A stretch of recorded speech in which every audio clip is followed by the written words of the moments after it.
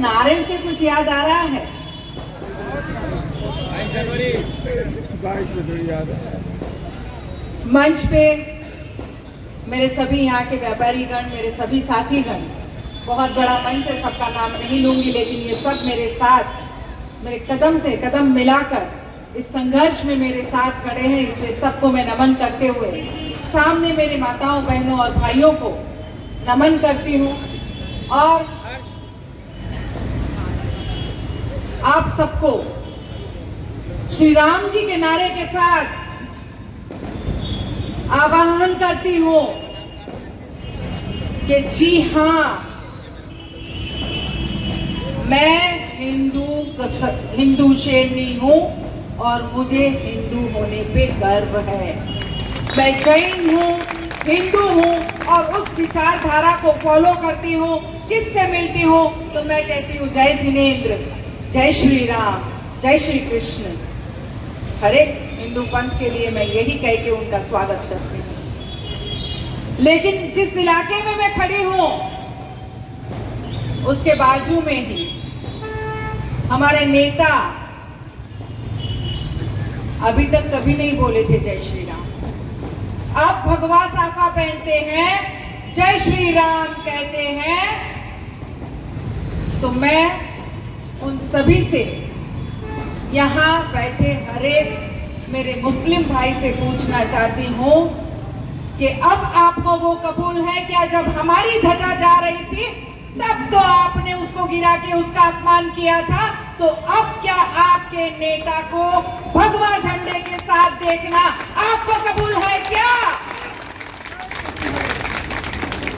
और अगर कबूल है और अगर आप एक शब्द नहीं निकाल रहे तो आवाहन करती हूँ उन सबको, आप भी सनातनी बनिए, लीजिए भगवा हाथ में, बोलिए जय श्री राम। मीरा भाईंदर ऐसा शहर बने जो पूरा का पूरा भगवे रंग में रंग जाए और भारत को ये मिसाल दे कि अगर भारत में हिंदू स्वराज लाना है तो हम शुरुआत मीरा भाईंदर से करेंगे।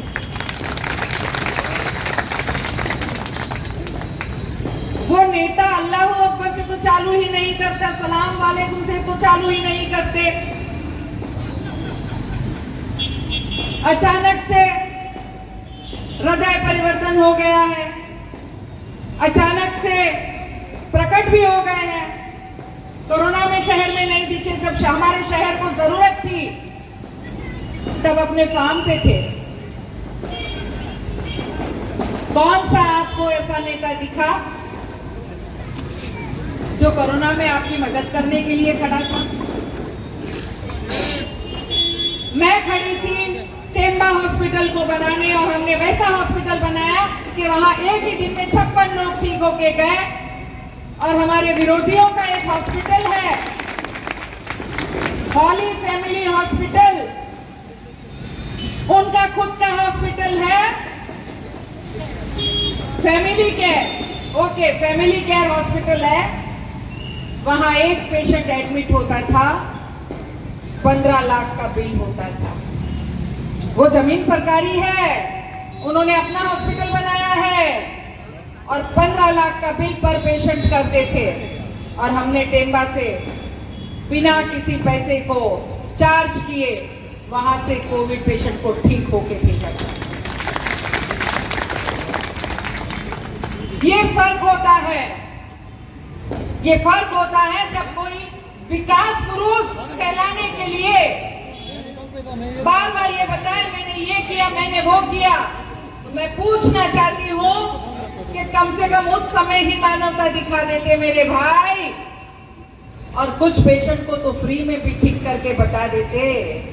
उस समय भी आपकी पैसे की भूख शांत क्यों नहीं?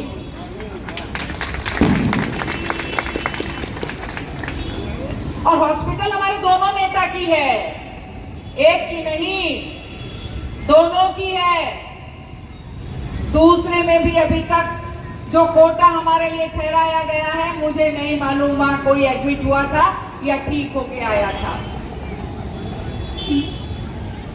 और बाजार में आजकल नकली मालों की बहुत बोलबाला है, भाई संभाल के रखना।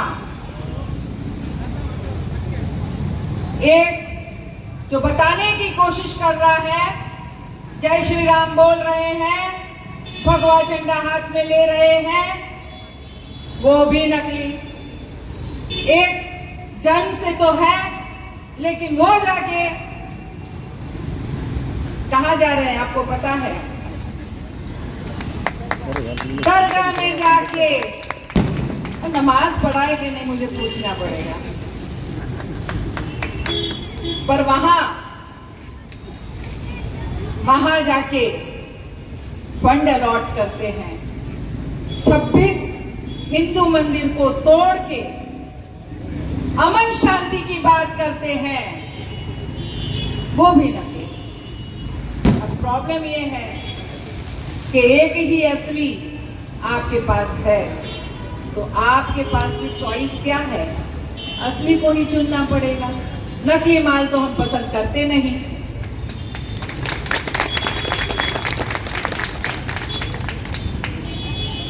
एक साल 2 महीने का समय हो गया है, नवरात्रे चल रहे थे, हमारे व्यापारी पे हमला हुआ था और मैं रात को 2 बजे वहां पुलिस स्टेशन में थी। मेरे व्यापारी भाई यहाँ खड़े हैं, अगर मैं कहीं गलत कह रही हूं तो जरूर बोलना। सही है। तब ये नेता नहीं थे। कहां से आते? क्योंकि जिन्होंने हमला किया था उसका ही तो हफ्ता ऊपर तक पहुंच रहा था। मैंने तो ये कर दिखाया, लेकिन यहाँ की जनता से मैं आह्वान करना चाहती हूँ कि ये इलेक्शन तो हो जाएगा, आप मुझे चुन के ऊपर भेज देंगे, लेकिन उसके बाद कॉरपोरेशन का इलेक्शन आएगा। बहुत संभल के रहना। आपके इस एरिया को वापस हफ्ताखोरी का अड्डा बनाने की तैयारी करेंगे, और वो तैयारी करते करते आपके पास आएंगे, रोएंगे, गिड़गिड़ाएंगे और कहेंगे अब हम सुधर गए हैं, या कहेंगे कि अब हम कभी किसी को हफ्ता लेने नहीं देंगे। उनकी बातों में मत आना। अब की बार जड़ से खत्म करना। नगर सेवक भी ऐसे चुनना जो आपके साथ रात को 2 बजे आपके साथ खड़ा रहे। वैसा चुनना जो हफ्तों पे अपना घर न चलाए, पर हमारे व्यापारी बंधुओं के साथ खड़ा रहे। और बात सिर्फ हफ्ताखोरी की नहीं है, बात हमारी बहन बेटियों की सुरक्षा की है। हमारी 36 बेटियां यहां से गायब हुई है। जो 1 साल में यहां से सफाया हुआ है, आप पुलिस स्टेशन जाके देख लो, किसी की चेन स्टेशन, किसी के मारा मारी, ऐसा कुछ भी नहीं हुआ। क्यों भाई? ये आप नहीं कर सकते थे? कहां से करेंगे भाई? क्योंकि ये जो गुनाह करते थे वो ही लोग तो उनके थे। इसका मतलब साफ हो गया है कि उन्हें हमारी बहन बेटियों की चिंता नहीं है। और कहां से होगी? उन्होंने कभी औरतों का सम्मान सीखा ही नहीं। सम्मान क्या होता है? शायद ये संस्कार ही उनमें नहीं है, और इसीलिए उनके कुछ ऐसे वीडियो वायरल हुए थे जिनका जिक्र करने में भी हमें शर्म आती है। तो आपको तो उनके पास जाते हुए शर्म आएगी, हमारी बहन बेटियों को वहां भेजते हुए शर्म आएगी। और क्या हमें ऐसा नेता चाहिए? तो आप दोनों नेताओं को देख रहे हैं, दोनों के साथ खतरा सेम ही है। तो हम तो भाई सेफ रहना चाहते हैं। मैं पूछना चाहती हूँ हमारे व्यापारी भाइयों से कि जब उन्होंने ये कहा था कि मेरे एक फोन से हुआ, तब आपने नैना बहन वाला सवाल उनसे क्यों नहीं पूछा था? क्यों नहीं पूछा था? देखिए, किसी से डरने, किसी से दबने ये दिन अब गए। अब हम खुल के बोलेंगे और खुल के हम उनसे पूछेंगे कि कितना और झूठ बोलोगे। अब क्या कहते हैं, सीमेंट रोड मैंने बनाए, 5 साल से पद पे नहीं है, 5 साल से उनको कोई फंड नहीं मिला, लेकिन सीमेंट रोड उनने बनाए। भाई 1000 करोड़ मैं लेके आई हूं आपके सीमेंट रोड के लिए। अब जहां भी जाते हैं वहां बोलते मैं तो सिर्फ 3 महीने में पानी दे दूंगा। भाई पानी की पाइपलाइन जब आपको डालनी थी, आपने 50 फुट में पानी की पाइपलाइन नहीं डाली थी, उसके लिए 516 करोड़ मैं जाके दिल्ली से लेके आई थी। आपकी तरह एक हॉस्पिटल बना के 15-15 लाख के बिल नहीं लिए। मैंने एक हॉस्पिटल लाया है जो फ्री ऑफ कॉस्ट, टाटा जैसा कैंसर हॉस्पिटल जो हमारे लोगों के लिए यहाँ उपलब्ध होगा। और मुझे 5 साल से रोज पूछा करते थे टोल कब हटाओगे, टोल कब हटाओगे। और जब टोल हट गया तो चिल्ला चिल्ला के बोलने लगे हमने टोल हटा दिया, हमने टोल हटा दिया। मैं पूछना चाहती हूँ आप लोगों से, अभी आप सर्च करेंगे तो YouTube में मेरे विधानसभा के भाषण के आपको कोई ना कोई भाषण जरूर सुनने मिलेगा। मैंने समय समय पर यहाँ की समस्या के लिए आवाज उठाई है, उसमें से टोल भी है, उसमें से पानी भी है, उसमें से हॉस्पिटल भी है, हर चीज है। और हमारे नेता मेरे से पहले जो 5 साल में थे, मैं चैलेंज करती हूँ, एक भी बार उन्होंने शहर की समस्याओं के लिए सदन में आवाज उठाया हो तो वो सिर्फ एक ही बार सदन में बोले थे, सिर्फ एक बार, जब जितेंद्र आव्हाड जी ने उनके क्लब का घोटाला बाहर निकाला था, तब अपनी सफाई देने के लिए वो उठ के बोले थे। उन्हें शहर के कोई प्रेम नहीं है, प्रेम होता तो ये समस्याएं आती ही नहीं। और मेरे हिस्से कुछ और काम करना आता क्योंकि ये काम हो गए होते, लेकिन नहीं, उनको सिर्फ और सिर्फ अपना विकास करने में इंटरेस्ट है। और मैं आपको दावे के साथ कहती हूं, अगर गलती से भी आपने गलत निर्णय ले लिया तो आपकी ये जो पुरानी बिल्डिंग है ना, नजर तो उस पे गड़ी है कि कब इस पूरे प्रोजेक्ट का हम रीडेवलपमेंट करें, कब हमारे इन सबको बेघर करें, कब हमारे इन सब बिल्डिंगों की जगह पे 7-Eleven के बोर्ड लगाए, और कब हम हमारी तिजोरी इस रीडेवलपमेंट से भरे। बहुत बड़ा एक जो चंक है वो यहाँ का है, और इस पे तो बुरी नजर राक्षस की, डकैत की और लुटारू की है। संभल के अपने अपने घर रखना, और बिल्कुल डरने की नौबत नहीं आएगी अगर आप फिर से एक बार गीता जैन को लाएंगे, क्योंकि मैं इस मंच से चैलेंज करती हूँ, यहाँ बैठा हर एक व्यक्ति, मुझे जो सुन रहे हैं उनको, यहाँ खड़े मेरे भाइयों को, एक भ्रष्टाचार अगर गीता जैन ने किया है तो आप लेके आइए। मैं आपसे वायदा करती हूँ, कल मैं नॉमिनेशन फॉर्म वापस खींच लूंगी, उनको जाहिर समर्थन दूंगी और जाहिर करूंगी कि मैं इलेक्शन नहीं लड़ूंगी अगर एक भी करप्शन मेरे नाम का आपको मिला हो तो। मिला है क्या?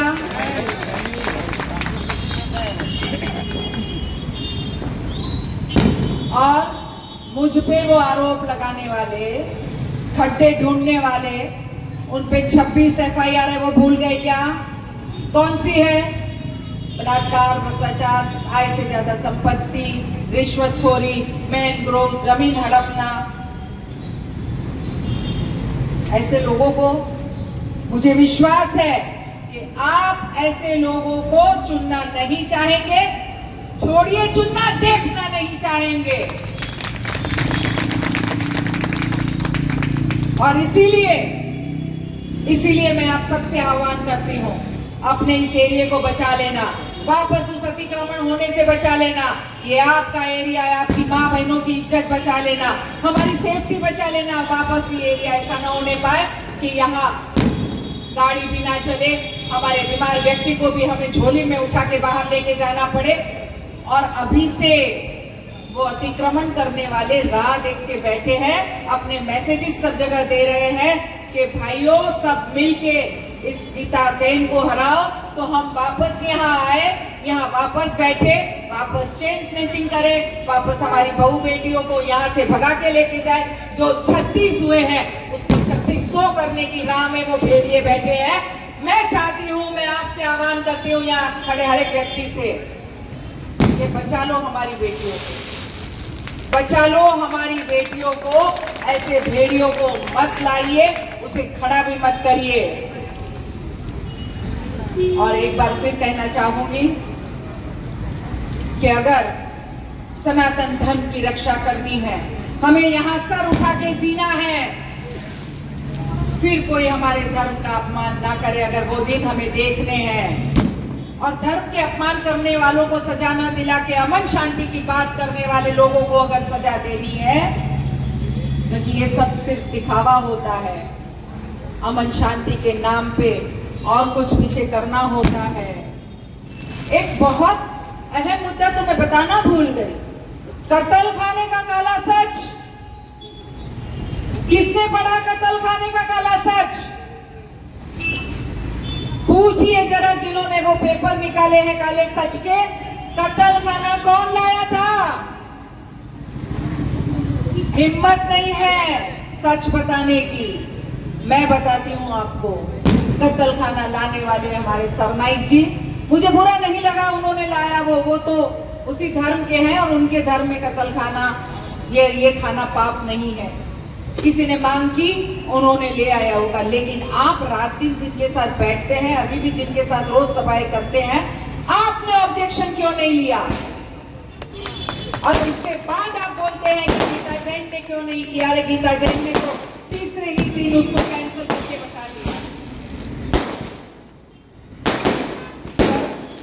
आप सबको भ्रमित करने के लिए, आप सबको बरगलाने के लिए ये काला सच के नाम पे सफेद झूठ बोला गया है।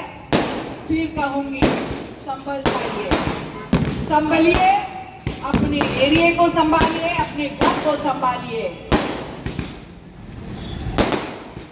और आप सबसे वायदा करती हूँ कि एक बार फिर जब आप मुझे बहुमत से चुन के भेजेंगे तो आपका शहर एक स्वर्णिम शहर होगा, आपके सपनों का शहर होगा। और आप जैसा शहर चाहते हैं, कोई भी अतिक्रमण नहीं होगा, किसी की जमीन आपकी नहीं जाएगी, ऐसे कोई काम नहीं किए जाएंगे जिसकी आपको सुविधा हो, आपको असुविधा हो, आपको तकलीफ हो। वायदा करती हूँ, अगर आपके सपनों का शहर चाहिए, वो स्वर्णिम मीरा भाईंदर चाहिए, जहां हम सुने कि डाल डाल पर सोने की चिड़िया करती है बसेरा, वो मीरा भाईंदर मेरा। तो आइए हम सब मिलके वैसे मीरा भाईंदर को बनाएं, जिसको हम स्वर्णिम शहर कहेंगे, सुंदर शहर कहेंगे। आपसे वादा करती हूँ, धर्म की रक्षा करूंगी, सत्य की भी राह पे चलूंगी, भ्रष्टाचार नहीं करूंगी, अन्याय न करूंगी, न करने दूंगी। आप सबसे निवेदन करती हूँ कि 20 तारीख को आपकी इस बहन को, आपकी इस बेटी को, आपकी इस बहू को आप अपना समर्थन दे। यहाँ मेरे भाई सब जो खड़े हैं व्यापारी, उनसे भी कहूंगी कि आप अपनी जिम्मेदारी समझ के मुझे समर्थन दें, क्योंकि अब तो हमें काम नहीं करने दिया जा रहा, डराया जा रहा है, धमकाया जा रहा है, हमारे कार्यकर्ताओं को नीचे रोका जा रहा है, हमारे पैम्फलेट ऊपर बटने नहीं दे रहे। ये सब होगा, लेकिन वो भूल गए हैं ये इलेक्शन गीता जैन नहीं लड़ रही है, ये इलेक्शन ही जनता लड़ रही है। और ये इलेक्शन जनता ने अपना समझ के सर पे लिया है, इसलिए मुझे कोई चिंता नहीं है। आपको जितना अत्याचार करना है करिए।